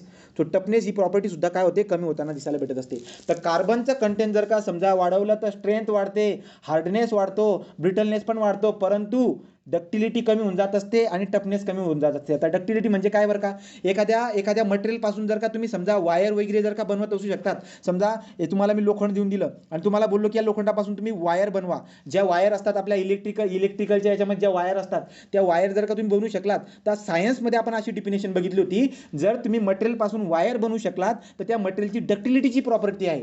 त्या मटेरियलची काय आहे, डक्टिलिटीची प्रॉपर्टी आहे. बेसिक लेवलला आपण या लेवलला समजून घेत असतो. तर डक्टिलिटी म्हणजे काय बाबा, ॲबिलिटी आहे त्या मटेरियलची, त्याच्यापासून आपण वायर काढू शकतो. जर त्या मटेरियलपासून तुम्ही वायर बनवू शकलात तर त्या मटेरियलला सफिशियंट डक्टिलिटी आहे असे म्हणता येईल. आता खडू आहे, खडूपासून तुम्ही वायर बनवू शकतात का, बिलकुल बी नाही. त्याच्यामध्ये डक्टिलिटीच नाही आहे. त्याच्यामध्ये डक्टिलिटी जर का त्याच्यामध्ये नसेल तर त्याच्यामध्ये ब्रिटलनेस खूप जास्त आहे. तो ठिसूळ आहे, तो डक्टाईल नाही आहे. मग आपला स्टील काय असतो बरं का, स्टील आपला डक्टाईल मटेरियल असतो. तर लक्षात घ्या, डक्टिलिटी कमी होणार आहे आणि टफनेस पण कमी होणार आहे. टफनेस म्हणजे काय बरं का, इम्पॅक्ट लोडला सहन करण्याची कॅपॅसिटी. रेजिस्टंट टू इम्पॅक्ट म्हणजे काय बरं का, आयरन माहिती आहे का तुम्हाला, आयरणीचा आई आपण बोलतो. ते जे काही ते आयरणीचे जे काही हे असतो, आपण काय म्हणतो त्याला, कोणते लोक म्हणतो आपण, लोहार लोक जे काही असतात ना, ते वस्तू बनवतात, राईट ना. त्याच्यापासून जे काही ना ते वस्तू बनवतील, वेगवेगळ्या प्रकारचे जे आहेत ना वस्तू बनवत असतात, लोखंडांना वरून फोर्स लावून ते इम्पॅक्ट देतात. इम्पॅक्ट म्हणजे काय, एखाद्या गोष्टी एखाद्या मटेरियलवरून वरून जे ना ते फोर्स अप्लाय करतील, पुन्हा ते फोर्सला उचलतात, पुन्हा ते फोर्स अप्लाय करतात. तो हा काय बरं का आपला हा इम्पॅक्ट लोड आहे. इम्पॅक्ट लोड हा जो काही आपल्याकडे दोन पंजे आहेत आपल्या हाताचे, हा हाताचा पंजा जो काही होरिझॉन्टल पकडतोय आणि इकडून एक बुक्का जो आहे ना असा त्याच्यावरती मी कंटिन्युअसली अशा पद्धतीने मारतोय उचलतोय, हा इम्पॅक्ट लोड आहे. राईट, हा इम्पॅक्ट लोड आहे. या इम्पॅक्ट लोडला सहन करायची जी कॅपॅसिटी असते ती प्रॉपर्टी असते एक टफनेस. तर जर एखादा मटेरियल जर का इम्पॅक्टला सहन करून घेत असेल ना तर त्याला बोलणार की त्याच्यामध्ये टफनेसची प्रॉपर्टी. राईट, आता पॉईंट काय बोललो मी, कार्बनचं कंटेंट जर का वाढलं तर स्ट्रेंथ वाढून जाते, टफनेस वाढून जाते, ठीक आहे, स्ट्रेंथ वाढून जाते, हार्डनेस वाढून जाते, ब्रिटलनेस पण वाढून जाते. पण डक्टिलिटी जी आहे ती डक्टिलिटी कमी होऊन जात असते आणि टफनेस जो आहे तो टफनेस पण काय होऊन जातो, कमी होऊन जात असतो. तर इम्पॅक्ट लोड आल्यामुळे ब्रिटलनेस जास्त असल्या कारणाने फेल्युअर दिसायला भेटेल, तो टफनेस पण घेणार नाही. तर हे जे काय आहेत हे पॉईंट आपल्याला लक्षात ठेवायचे असतात. कार्बनच्या कंटेंटमुळे होणारे व्हेरिएशनबद्दल हा पॉईंट मी तुम्हाला सांगून दिला. पॉईंट क्लिअर झाला का नवीन सांगू? क्लिअर झाला का पॉईंट? Yes sir. चला पुढचा पॉईंट. आता पुढचा पॉईंट काय असतो बरं का आपला, पुढचा पॉईंट आहे advantages of the steel structure. So advantages आणि डिसॲडव्हान्टेजेस बद्दल बघूया आणि आपण आपल्या लॅबमध्ये जाऊया. लॅबमध्ये जाऊन आपल्या स्टील जे काही आहे, स्टीलचे जे काही रॉड्स असतील स्क्वेअर शेपमधले, रेक्टँग्युलर शेपमधले, सर्क्युलर शेपमधले, UTM मशीनमध्ये त्यांना ठेवायचं, त्यांना इलॉंगेट करायचा, त्याचा ग्राफ बनवायचा आणि ग्राफला ऑब्झर्व करायचं. कोणकोणते रिजन बनतात, कोणकोणते पॉईंट असतात, किती स्ट्रेन असते, किती स्ट्रेनवरती फेल्युअर होते, नेकिंग काय, ठीक आहे, नेकिंग काय असते, कप कोण फेल्युअर काय असते, या सगळ्यांबद्दल डिस्कशन करणार आहोत. एवढा पॉईंट आपला अभ्यासायचा आहे. पॉईंट काय बोलतोय आता लक्षात घ्या, ॲडव्हान्टेजेस. पुढचा पॉईंट आहे advantages of steel structure. So advantages of steel structure. Advantages of steel structure तुम्हाला बेसिक लेवलला विचारून घेतील. तुमची जेव्हा ओरल होते तुम्हाला विचारतात की सांगा बा की RCCच्या ऐवजी तुम्ही स्टील स्ट्रक्चर वापरायला पाहिजे, असे का, काय ॲडव्हान्टेज आहेत का, त्या ॲडव्हान्टेजबद्दल आपल्याला बोलायचं आहे. कोणत्या पण गोष्टीचा जेव्हा फायदा असणार आहे सोबत त्याचे डिसॲडव्हान्टेज पण असतात, तो त्याच्याबद्दल पण आपल्याला अभ्यास करायचा आहे. तो पहिला पॉईंट काय बोलतो आता, ॲडव्हान्टेजेस ऑफ स्टील स्ट्रक्चरमधला पहिला पॉईंट काय बरं का लक्षात घ्या, की स्टील स्ट्रक्चरमध्ये जे काही स्टीलचे स्ट्रक्चर केलेत म्हणजे काय, एखादं मी काय ना स्टीलपासून एक बिल्डिंग बांधलेली. सो ही बिल्डिंग आहे आपली स्टील स्ट्रक्चरची, ठीक आहे. स्टील स्ट्रक्चरची बिल्डिंग आहे म्हणजे काय, स्ट्रक्चरमध्ये जे मेंबर वापरलेत, बीम, कॉलम, स्लॅब वगैरे ते स्टीलचे आहेत आपले, ठीक आहे. आता काय बोलते, जर मी स्टील स्ट्रक्चर बांधलं असेल तर मला पहिला फायदा काय भेटतोय, पहिला फायदा मला असा भेटतोय high strength per unit weight. So हा पॉईंट तुम्ही लिहून घ्या, high strength per unit weight म्हणजे काय लक्षात घ्या, कमी वजनामध्ये तुम्हाला जास्त ताकद भेटते, कमी वजनामध्ये तुम्हाला जास्त ताकद भेटते. फॉर एक्झाम्पल कम्पॅरेटिव्हली समजून घेऊ, एका बाजूला आहे कॉन्क्रीटची बिल्डिंग, एका बाजूला आहे स्टीलची बिल्डिंग.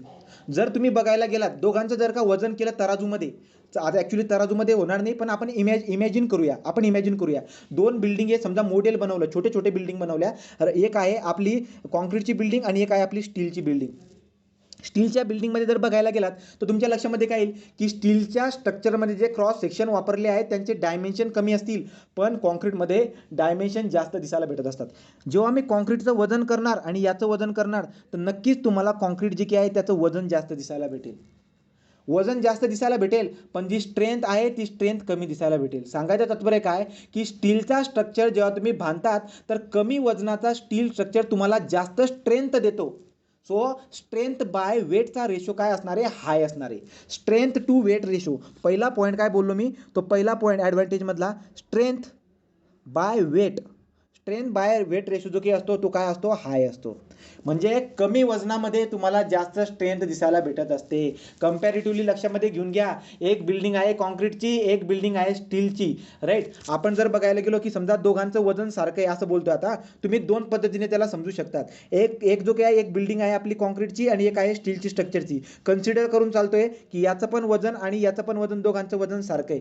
दोघांचं वजन जर सारखं असलं ना आणि तुम्हाला मी प्रश्न विचारतोय दोघांचं वजन सारखं आहे, सांगा बरं का कोणाची स्ट्रेंथ, कोणाची जास्त ताकद असेल वरून लोड घ्यायची, तुम्ही काय बोलणार, स्टीलच्या स्ट्रक्चरची. सांगायचं तात्पर्य काय निघून येते बरं का, एक तर तुम्ही असं समजून घ्या, किंवा आपण काय बोललो, वजन जर का दोघं, एक कॉन्क्रीटचं बिल्डिंग आहे आणि एक आपली स्टीलची बिल्डिंग आहे, दोघांचं वजन सारखं आहे, सांगा कोणाची जास्त स्ट्रेंथ असेल, तुम्ही बोलणार स्टीलच्या स्ट्रक्चरची. किंवा याच पॉईंटला समजून घेण्यासाठी समजा मी काय बोलतोय, इथं आपली कॉन्क्रीटची बिल्डिंग, इथं आपली स्टीलची बिल्डिंग, वरून जो काही लोड येतोय, वरून लोड घेण्यासाठी याची पण सफिशियंट स्ट्रेंथ आहे, याची पण सफिशियंट स्ट्रेंथ आहे. आता मी काय बोलतोय की याची जेवढी स्ट्रेंथ आहे, राईट, याची स्ट्रेंथ आणि याची स्ट्रेंथ सारखी, स्ट्रेंथ दोघांची सारखी आहे, पण वजन जर बघायला गेलात कॉन्क्रीटची बिल्डिंग आणि स्टीलची बिल्डिंग दोघं स्ट्रेंथ मला सारखे देत आहेत, पण जर तुम्हाला मी असा प्रश्न विचारला की सांगा रे वजन कोणत्या बिल्डिंगचं जास्त आहे, तुम्ही डोळे बंद करून सांगणार काय की जो काही आपला कॉन्क्रीटची बिल्डिंग आहे त्याचं वजन जास्त असणार आहे. आलं लक्षामध्ये, तो याचं वजन जास्त असणार आहे. पॉईंट काय निघून येतोय, स्ट्रेंथ बाय वेटचा रेशो, कमी वजनामध्ये जास्त ताकद आपल्याला स्टील स्ट्रक्चरकडून भेटत असते. तो स्ट्रेंथ टू वेट रेशो हा जास्त असतो. हा पहिला ॲडव्हान्टेजेस झाला. पहिला ॲडव्हान्टेजेस कळाला का तुम्हाला, परीक्षेमध्ये SPPU क्वेश्चन विचारून घेते ॲडव्हान्टेजेस ऑफ द स्टील स्ट्रक्चरबद्दल. पहिला advantages high strength per unit weight. तो स्ट्रेंथ पर युनिट वेट जो आहे, स्ट्रेंथ पर युनिट वेटचा रेशो जो आहे तो आपल्याला जास्त दिसायला भेटत असतो स्टील स्ट्रक्चरमध्ये. तुम्ही कम्पॅरेटिव्हली 2 बिल्डिंग काढून तिथे समजून पण सांगू शकतात. तो पहिला पॉईंट झाला. दुसरा ॲडव्हान्टेजेस काय बरं का, तो दुसरा ॲडव्हान्टेज जो काय आहे, smaller section so less dead load. Smaller section so less dead load. Less dead load काय मिनिंग होतोय समजून घ्या. जर तुम्ही कम्पॅरेटिव्हली स्टडी करायला गेलात, आपण ज्या ठिकाणी बसलेलो आहोत, आपण RCCच्या बिल्डिंगमध्ये बसलेलो आहोत. ठीक आहे, कॉन्क्रीट आणि स्टील एकत्र करून जी बिल्डिंग बांधली गेली आहे त्याच्यामध्ये आपण बसलेलो आहोत, बरोबर. आता जर तुम्ही भिंत बघायला गेलात, भिंत बघा, बीम बघा, स्लॅब बघा, कॉलम बघा, त्यांचं जर तुम्ही ऑब्झर्वेशन करायला गेलात तर तुमच्या लक्षामध्ये काय येईल बरं का, एवढा मोठा त्याचा सेक्शन आहे समजा बीमचा. बीमला जर तुम्ही कापला तर कापल्यानंतर तुम्हाला असा क्रॉस सेक्शन दिसायला भेटेल, ज्याचं डायमेन्शन जर बघायला गेलात हे डायमेन्शन समथिंग B/D एवढं डायमेन्शन दिसायला भेटते. आता याच्याच ऐवजी जर का मला स्टीलची बिल्डिंग जर का बांधायची होती तर सेक्शन माझा एवढा राहणार नाही, सेक्शन खूप छोटा राहतो आपला. आलं लक्षामध्ये, तुम्ही स्टीलच्या स्ट्रक्चरला ऑब्झर्व करून घ्या, तुम्हाला एवढे मोठे मोठे थोडी सॉलिड बीम दिसायला भेटतात का, की जेवढा समजा हे किती असतं बरं का, विड्थ असते 230 बाय समथिंग 450, एवढ्या जे काही नाही एवढा क्रॉस सेक्शन असतो आपला RCCमध्ये.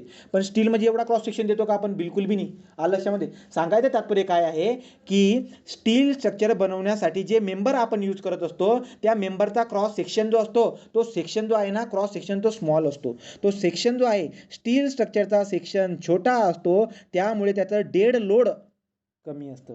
डेड लोड म्हणजे काय, सेल्फ वेट, त्याचं जे स्वतःचं वजन आहे ना ते कमी राहणार आहे, राईट. तो कम्पॅरेटिव्हली बोला, तुम्ही कम्पॅरेटिव्हली कसं बोलायचं की कॉन्क्रीटचा जो स्ट्रक्चर असतो त्याचा सेक्शन खूप मोठे मोठे सेक्शन असतात, बीमचे खूप मोठे मोठे सेक्शन असतात. म्हणजे काय, बीममध्ये विड्थ पण आणि डेप्थ पण खूप मोठे मोठे असतात. तो बीमचा सेक्शन, RCCचा बीमचा सेक्शन जो असतो तो खूप मोठा असतो, स्टीलचा जो सेक्शन असतो खूप छोटा असतो. स्टीलचा सेक्शन खूप छोटा असल्या कारणामुळे जे वेट असतं त्या स्टीलचं वेट कमी असणार आहे, तो डेड लोड कमी असणार आहे. तो सेक्शन छोटा असल्या कारणामुळे डेड लोड कमी असणार आहे. दुसरा फायदा, smaller section so less dead load. दुसरा फायदा लक्षात आला का, दुसरा फायदा लक्षात आला रे. Yes sir. हो सर. तिसरा तुम्ही जर बघायला गेलात पुढे जाऊन जे आपल्याला प्लेट गर्डर पण चॅप्टर शिकायचं आहे, गॅन्ट्री गर्डर, प्लेट गर्डर असे चॅप्टर आपल्याला शिकायचे असतात. तो लक्षामध्ये काय येत असतं, जेव्हा आपण असे मोठे मोठे गर्डर म्हणजे काय, गर्डर कोणाला बोलतो आपण, एक असतो बीम आणि एक असतो आपला गर्डर. तो एक असतो बीम. तर बीम आणि गर्डर जे आहेत हे दोघं आपले फ्लेक्झरल मेंबर आहेत. म्हणजे काय बरं का, वरून लोड आल्यानंतर आपल्याला हे बेंड होताना दिसायला भेटत असतात, ते फ्लेक्झरल मेंबर आहेत. बीम आणि गर्डर कोणाला बोलतो, मोठा बीम याला मराठीत काय बोलतो मी, मोठा बीम म्हणजे गर्डर. मोठा बीम कशाने मोठा बीम, लेंथ वाईज और क्रॉस सेक्शनमध्ये आणि लेंथमध्ये जो मोठा बीम आहे, ज्याची लेंथ पण खूप जास्त आहे आणि क्रॉस सेक्शन पण खूप जास्त आहे, तो जो काही मोठा बीम असतो त्याला आपण गर्डर म्हणतो. जे काही आपल्या पुण्यामध्ये मोठे मोठे गर्डर तुम्हाला दिसायला भेटतील, स्टीलचे गर्डर प्रोव्हाइड केलेले असतात. ठीक आहे, तो मोठा जो बीम असतो त्याला आपण गर्डर बोलतो. छोटा जो बीम आहे जनरली आपण त्याला बीमच बोलत असतो. आता मी काय बोलतोय, जर तुम्हाला लॉंगर स्पॅनसाठी जर का प्रोव्हिजन करायची असेल, म्हणजे काय, समजा हे आपले कॉलम आहेत, हे 2 कॉलम आहेत, 2 कॉलममधलं डिस्टन्स खूप जास्त आहे म्हणजे किती, 100 मीटर एवढं अंतर आहे. तर लक्षात घ्या, या 2 कॉलमवरती ठेवण्यासाठी आपल्याला लागतो वरती बीम, आणि हा बीमवरती आपला लोड कॅरी करणार आहे. सांगायचं तात्पर्य काय आहे की जर स्पान खूप जास्त असेल, स्पान म्हणजे काय बरं का, स्पान खूप जास्त आहे म्हणजे काय, समजा आपण इमॅजिन करून चालू, हा आपला कॉलम आहे, 2 कॉलममधलं अंतर खूप जास्त आहे, याचा अर्थ स्पान खूप जास्त आहे. खूप जास्त म्हणजे किती, 100 मीटरपेक्षा जास्त, 75 मीटर, 60 मीटर, राईट का. तो 100 मीटरची जर का स्पान असतील तर यांच्या केसमध्ये जो बीम असतो, आपण या लांब बीमला आपण गर्डर बोलत असतो. तर हे सगळे गर्डर आपण कशाचे प्रोव्हाइड करणार आहोत, स्टीलचे.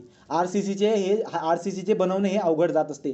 तर RCCचा बीम RCCचा मोठा बीम बनवायला जास्त अवघड जाईल, त्यामुळे लार्ज स्पॅनसाठी आपण स्टीलचे गर्डर प्रोव्हाइड करत असतो. हा एक आपला फायदा आहे. तर तिसरा पॉईंट काय बोलतो, suitable for larger span.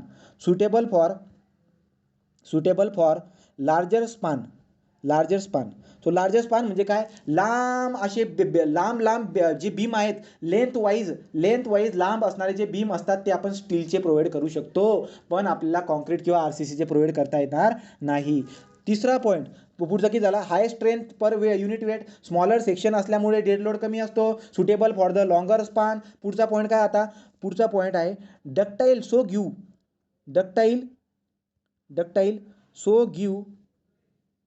So give warning before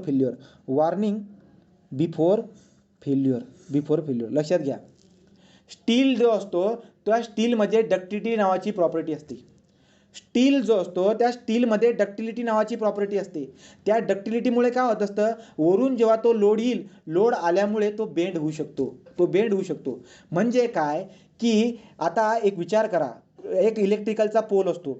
इलेक्ट्रिकलच्या पोलवरून जे ना वायर वगैरे गेलेले असतात, आणि कधी कधी आपल्याला तो पोल जो की ना असा बेंड होताना पण दिसतो, राईट. आपल्याला काय कळतं बरं का याच्यावरून, की तो जो काही पोल आहे, जो स्टीलचा जो पोल आहे तो बेंड झाला आहे. याचा अर्थ काय झाला बरं का, त्याच्या ओरिजिनपासून तो थोडाफार डिप्लेस झाला, असा बेंड होताना आपल्याला दिसायला भेटतोय. त्या स्टीलच्या मेंबरमध्ये, त्या पोलमध्ये डक्टिलिटीची प्रॉपर्टी होती, म्हणून तो बेंड झालेला आहे. त्यामुळे स्टील स्ट्रक्चरमध्ये डक्टिलिटीची प्रॉपर्टी असल्यामुळे तो बेंड होतो आणि फेल्युअर होण्याच्या अगोदर आपल्याला वॉर्निंग देऊन देतो. मग आपल्याला वॉर्निंग भेटून जाईल ना आता, की काही दिवसानंतर हा इलेक्ट्रिकलचा पोल जो आहे बाबा खूप जास्त वाकणार किंवा उद्या उठून तो तुटू पण शकतो, राईट. तो सांगायचं तात्पर्य काय आहे, की स्टीलचे जे काही मेंबर असतात, त्यांच्यामध्ये डक्टिलिटीची प्रॉपर्टी असते. त्यामुळे अल्टिमेट फेल्युअर होण्याच्या अगोदर आपल्याला वॉर्निंग भेटून जात असते. पुढे जाऊन जे आहेत आपण सेक्शनचे प्रकार शिकत असतो RCC मध्ये. तो बॅलन्स सेक्शन असतो, अंडर सेक्शन, ओव्हर सेक्शन असतात.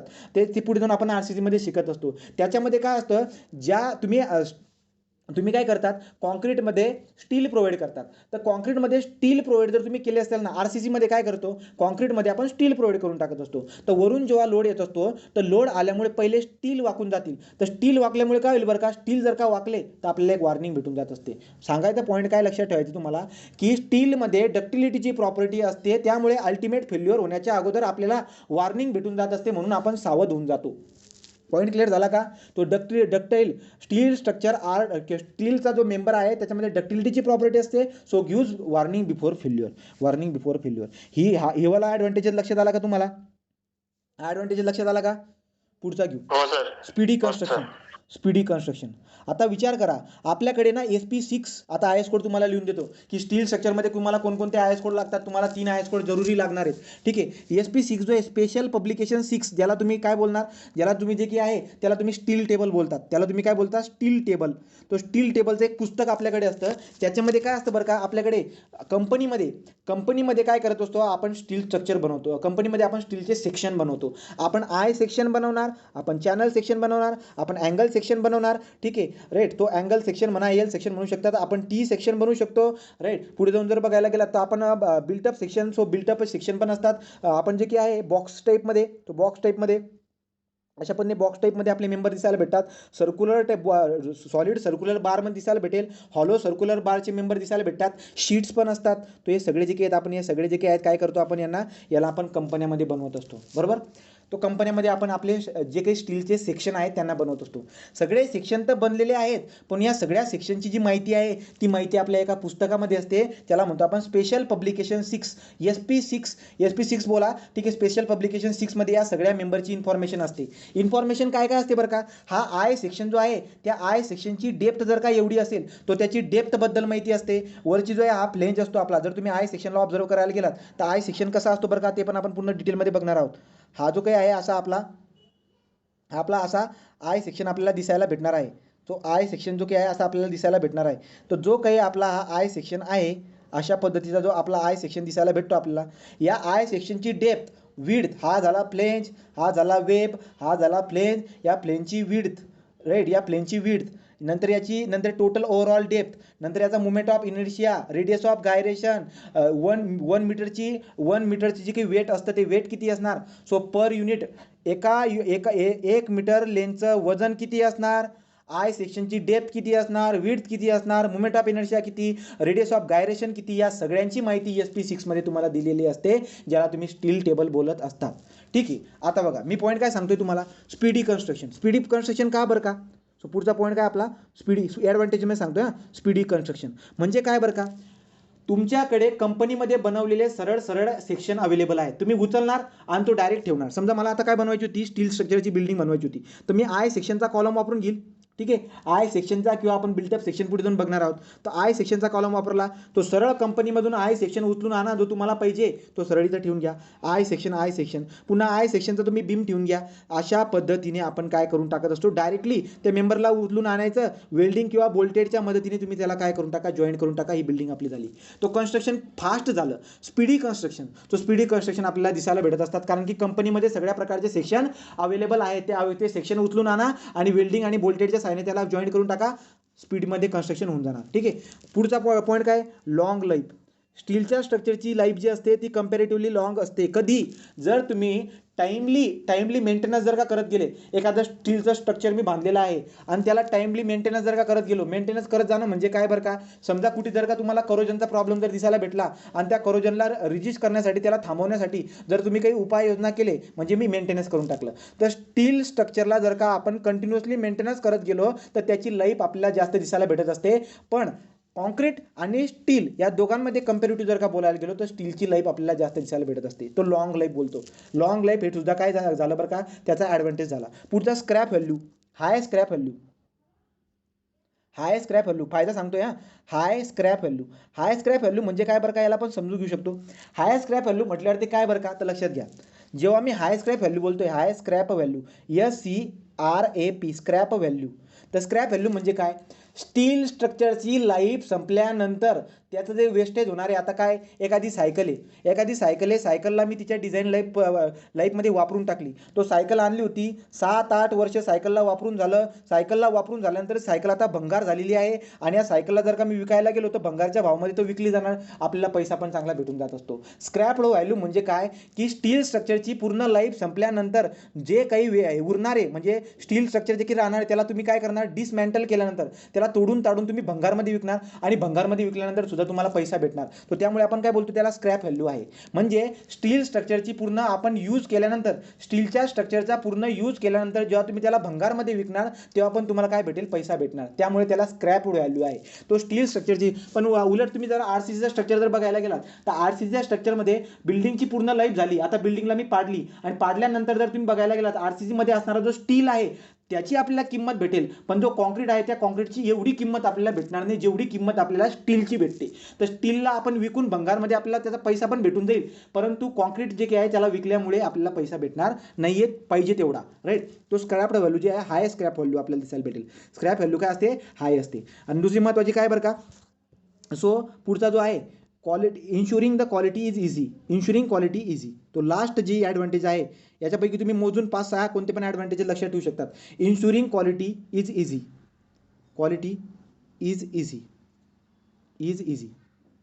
याचा मिनिंग काय होतं, इन्शुरिंग क्वालिटी इज इझी. क्वालिटीला कंट्रोल करणं सोपं जात असतं. याचा मिनिंग मी तुम्हाला समजून सांगतो. पुढे जाऊन आपण RCC शिकणार आहोत, ज्याच्यामध्ये आपल्याला कॉन्क्रीट बघावं लागत असतं आणि कॉन्क्रीटला डिझाईन करण्यासाठी अजून करून चालावं लागतं की जो मटेरियल आहे त्याची ताकद कमी आहे, तर मटेरियलला ताकद कमी आहे त्यासाठी तुम्हाला फॅक्टर ऑफ सेफ्टी द्यावी लागते. तर कॉन्क्रीटचा जो फॅक्टर ऑफ सेफ्टी मला जास्त घ्यावा लागत असतो. मला असं समजून चालावं लागतं की कॉन्क्रीटची ताकद खूप कमी आहे. कॉन्क्रीटची ताकद जर का 10 असेल तर मी अजून करून चालतो त्याची ताकद फक्त 6 आहे. पण याच्या ऐवजी जर का स्टील राहिला असता आणि स्टीलची ताकद जर का 10 राहिली असती ना, तर मी एवढं असं नाही बोललो असतो. कॉन्क्रीटच्या केसमध्ये कॉन्क्रीटची ताकद जर का 10 असेल तर अजून करून चाला ती 6 आहे, परंतु स्टीलची ताकद जर का 10 असेल तर तुम्ही अजून करून चाला ती 8 किंवा 9 आहे. इथं फॅक्टर ऑफ सेफ्टी मी कमी वापरला आहे. असं मी का करत असतो, क्वालिटी कंट्रोल. तर क्वालिटी कंट्रोलचा शब्द लक्षात घ्या, तुम्हाला जे पुढे जाऊन सब्जेक्ट पण असेल तो क्वालिटी कंट्रोलचा एक सब्जेक्ट असतो. तर आपण काय करतो, कंपनीमध्ये आपण स्टीलला बनवत असतो, त्यामुळे जी क्वालिटी असते त्या क्वालिटीला आपल्याला चांगल्या पद्धतीने कंट्रोल करता येते, त्याला इन्श्युअर पण करता येते. ठीक आहे, तो क्वालिटीला कंट्रोल आपल्याला चांगल्या पद्धतीने करता येईल, इन्शुरिंग पण आपल्याला चांगल्या पद्धतीने करता येईल. पण कॉन्क्रीट आपण साईटवरती तयार करत असतो, त्यामुळे त्याची जी क्वालिटी आहे ती कमी असू शकते, कधी जास्त असू शकते. त्याच्याबद्दल आपल्याला एवढे खास आपल्या त्याच्याबद्दल आपण शुअर राहू शकत नाही. तो देअरफॉर मी काय बोलतोय की क्वालिटी कंट्रोल आपल्याला चांगल्या पद्धतीने इन्श्युअर करता येते. स्टील स्ट्रक्चर हे कंपनीमध्ये बनवले जातात, त्यामुळे क्वालिटीचं कंट्रोल करणं आपल्या हातात असते. आपल्याला चांगल्या पद्धतीने क्वालिटीला कंट्रोल करता येईल. कशी क्वालिटी पाहिजे त्याच्यानुसार तुम्ही स्टील स्ट्रक्चर बनवू शकतात, पण आरसीच्या केसमध्ये तसे नसते. हे झाले advantages of the steel structure. High strength per unit weight, smaller section, so dead load जो आहे तो कमी दिसायला भेटेल. लार्जर स्पानसाठी आपण यांना यूज करत असतो. डक्टाईल असल्या कारणाने फेल्युअर होण्याच्या अगोदर वॉर्निंग भेटत असते. स्पीडी कन्स्ट्रक्शन असते. लॉंग लाईफ दिसायला भेटत असते. स्क्रॅप व्हॅल्यू हाय असते. क्वालिटीला आपल्याला इन्श्युअर करता येईल, क्वालिटीला आपल्याला कंट्रोल करता येईल. हे झाले त्याचे सगळे फायदे. क्लिअर झाले का रे फायदे सगळे? फायदे क्लिअर झाले का? आता डिसएडव्हान्टेज जे काय आहेत ते 4-5 आहेत, ते पण लिहून टाकू, म्हणजे तो टॉपिक आपला कव्हर होऊन जाईल. तो डिसएडव्हान्टेजबद्दल लिहून टाकू. Disadvantages of the steel structure. So disadvantages of the steel structure. कोणकोणते डिसएडव्हान्टेजेस? पहिले डिसएडव्हान्टेज घेतला करोजनचा, बरोबर आहे. तो करोजनचा प्रॉब्लेम आपल्याला दिसायला भेटेल. भेटत असतो. मग आपण काय करून टाकत असतो माहिती आहे? आपण आपल्या व्यवहारामध्ये बरीचशी भांडी यूज करत असतो. आपल्या घरामध्ये भांडी असतात स्टेनलेस स्टीलच्या. स्टेन म्हणजे काय? करोजन. स्टेन म्हणजे काय? गंजणे. स्टेनलेस आपल्याला गंजू द्यायचं नाही आहे. तो स्टेनलेस स्टील आपण काय करतो? आपल्या स्टीलमध्ये सिलिकॉन घालून देतो. स्टीलमध्ये सिलिकॉन घालून टाका, तुम्हाला जी करोजनची प्रॉपर्टी आहे ती खूप कमी होताना दिसायला भेटेल, म्हणजे करोजन जास्त होणार नाही. तो स्टीलची जर का करोजन तुम्हाला दूर करायचा असेल तर तुम्ही त्याच्यामध्ये सिलिकॉन ॲड करून टाकतात. स्टेनलेस स्टील बनवून टाकतात. Stainless steel. आता स्टेनलेस स्टील आपण काही स्टील स्ट्रक्चरमध्ये यूज करणार नाही. एक जनरल आयडिया देऊन दिली तुम्हाला मी. स्टेनलेस स्टील म्हणजे आपण घरामध्ये जे भांड्या वगैरे यूज करतो, स्टीलमध्ये आपण सिलिकॉन ॲड करून टाकत असतो, जेणेकरून जो करोजनचा प्रॉब्लेम आहे तो येणार नाही म्हणून.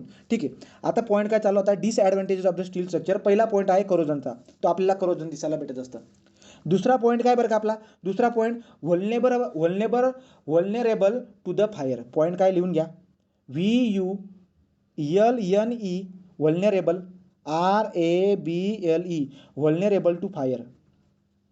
व्हल्नेरेबल टू फायर याचा मिनिंग काय होत असतो बरं का? जर समजा चुकून स्टीलच्या बिल्डिंगमध्ये आग लागली तर लक्षात घ्या, त्या ठिकाणी तुम्हाला खूप जबरदस्त स्पीडमध्ये ती बिल्डिंग वितळताना दिसायला भेटत असते. 2001मध्ये काहीतरी आतंकवादी हमला झाला होता अमेरिकेमध्ये. ती जी बिल्डिंग होती, विमान जेव्हा त्याला टक्कर खाल्ली त्या विमानाने, अख्खीच्या अख्खी बिल्डिंग वितळून गेली जाग्यावरती. लक्षामध्ये. तर जेव्हा पण स्टीलच्या स्ट्रक्चरमध्ये फायर होते, तिथं जे की आहे तिथं सगळ्यात जास्त असुरक्षितपणा आपल्याला दिसायला भेटत असतो. व्हल्नरेबलचा मिनिंग असुरक्षितपणा दिसायला भेटेल डिक्शनरीनुसार. ठीक आहे, तो जिथं पण आपल्याला स्टीलच्या स्ट्रक्चरमध्ये फायर होताना दिसायला भेटत आहे, सगळ्यात जास्त प्रॉब्लेम आपल्याला तिथे दिसायला भेटत असतो. एक तर स्टील जो काही आहे तो कंडक्शन करताना दिसायला भेटेल हीटचं. तर समजा कुठेतरी वरच्या फ्लोअरवरती फायर झाली, तो आग लागली वरच्या याच्यानुसार, तो खाली जे काही आपल्याला टेम्परेचर बद्दल पण दिसायला भेटणार आहे कंडक्शनमुळे. ठीक, कंडक्शनमुळे तो होण्याबरोबर तो फायर बोलूया. म्हणजे काय की फायर ज्या ठिकाणी लागत असतो प्रॉब्लेम आपल्याला जास्त दिसायला भेटत असतो. हा डिसएडव्हान्टेज आहे आपला. तो करोजन, व्हल्नरेबल टू द फायर. तिसरा आहे फटीक. आता फटीक म्हणजे काय बरं का? लक्षात घ्या. आपण काय करत असतो? एक वायर आहे आपल्याकडे. कोणती वायर? ज्या वायर आपल्या इलेक्ट्रिकलच्या ज्या वायर असतात, एखादी वायर असते घरामधली, त्या वायरमधून तुम्ही तार काढून टाका. कॉपरची तार तुम्ही त्याच्यातून काढून टाकली. ती कॉपरची तार जर मला तोडायची असेल तर मी काय करणार बरं का? मी काय करतो त्याच्यावरती जी आहे, मी त्याच्यावरती रिव्हर्स स्ट्रेस अप्लाय करतो. ही वायर आहे, ही आहे वायर. ठीक आहे, समजा ही काय? ही वायर आहे. या वायरला आपण काय करतो? या वायरला आपण ना खाली वाकवतो, वरती वाकवतो, खाली वाकवतो, वरती वाकवतो. रिव्हर्स स्ट्रेसेस देत असतो. कधी पॉझिटिव्ह, कधी निगेटिव्ह, कधी कंप्रेशन टेन्शन. जेव्हा मी रिव्हर्स स्ट्रेस अप्लाय करतो, कधीतरी जाऊन थोड्या वेळानंतर ती वायर तुटून जाते. तेव्हा ती काय होते? तुटून जाते. सांगायचं तात्पर्य काय आहे? जर तुम्ही स्टीलच्या मेंबरवरती रिव्हर्स स्ट्रेस अप्लाय केला, कधी पॉझिटिव्ह, कधी निगेटिव्ह, कधी पॉझिटिव्ह, कधी निगेटिव्ह. जर तुम्ही स्टीलच्या मेंबरवरती पॉझिटिव्ह निगेटिव्ह स्ट्रेस म्हणजे रिव्हर्स स्ट्रेस. सो फटीच्या केसमध्ये काय बोलतोय? जर तुम्ही रिव्हर्स स्ट्रेस जर का त्याच्यावरती अप्लाय केला तर त्याच्यामुळे त्या स्टीलचा जो मेंबर आहे त्याची स्ट्रेंथ कमी होऊन जात असते. लक्षामध्ये. जर समजा तुम्ही एखादी वायर जी आहे, समजा स्टीलची वायर आहे ती, त्या स्टीलच्या वायरला जर का समजा तुम्ही रिव्हर्स स्ट्रेस अप्लाय केला, कधी पॉझिटिव्ह म्हणजे एका साईडला काय असं जेव्हा मी वाकवतोय तर या साईडला काय होऊन जाईल? टेन्शन, वरती कॉम्प्रेशन. आता काय करेल? खालून लोड लावून देईल, तो असा होऊन जाईल. मग हा झाला रिव्हर्स स्ट्रेस. जर स्टीलच्या मेंबरवरती रिव्हर्स स्ट्रेस अप्लाय केला तर त्याची जी स्ट्रेंथ आहे ती कमी होऊन जात असते. बरोबर आहे. थोड्या वेळानंतर तो तुटून जातो, तर त्याची स्ट्रेंथ कमी होऊन जात असते. तो फटीकच्या पॉईंटमध्ये आपण असं बोलून देत असतो. तर स्टीलची लाईफ कमी होऊन जाईल. स्टीलच्या मेंबरवरती जर का रिव्हर्स स्ट्रेस अप्लाय झाले तर त्याची लाईफ कमी होऊन जात असते. तर रिव्हर्स स्ट्रेस अप्लाय करणं म्हणजे त्याला फटीग बोलतो आपण. ठीक आहे, फटीग. ठीक आहे, फटीग म्हणजे त्याला मराठीमध्ये तुम्ही थकवा अर्थ घेऊ शकतात. म्हणजे काय, रिव्हर्स स्ट्रेस अप्लाय केल्यानंतर ते स्ट्रक्चर थकून जाते, त्याची स्ट्रेंथ कमी होऊन जाते. ठीक आहे, पुढचा पॉईंट काय बरं का, हाय मेंटेनन्स कॉस्ट. स्टीलच्या स्ट्रक्चरमध्ये जर बघायला गेला तर याची मेंटेनन्स तुम्हाला करावी लागते, टाइमली मेंटेनन्स करावं लागेल, जेणेकरून आपली ड्युरेबिलिटी किंवा त्याची लाईफ, स्टीलच्या स्ट्रक्चरची लाईफ तुम्हाला जास्त पाहिजे असेल तर तुम्हाला त्याचा कंटिन्युअसली मेंटेनन्स करावं लागेल. पण हे मेंटेनन्स करायला कॉस्ट खूप जास्त निघून जात असते. सो मेंटेनन्स कॉस्ट जास्त असते. मेंटेनन्स कॉस्ट काय असणार आहे, स्टीलच्या स्ट्रक्चरची मेंटेनन्स कॉस्ट जास्त असणार आहे. आणि लास्टवाला जो काही आहे तो आहे कॉस्टली स्ट्रक्चर. स्टीलचे स्ट्रक्चर जे असतात ते जास्त कॉस्टली असतात, तो कॉस्टली स्ट्रक्चर आहेत. हे झाले डिसएडव्हान्टेजेस. तो कॉस्टली स्ट्रक्चर आहेत, स्टीलच्या स्ट्रक्चरचं मेंटेनन्सची कॉस्ट जास्त निघून येत असते. नंतर फटीगचा प्रॉब्लेम दिसायला भेटत असतो. म्हणजे रिव्हर्स स्ट्रेस जर का अप्लाय केला तर त्याच्यामध्ये फटीगचा प्रॉब्लेम दिसायला भेटेल. म्हणजे काय, त्याची स्ट्रेंथ कमी होऊन जाते, तो स्टीलचा मेंबर थकून जात असतो.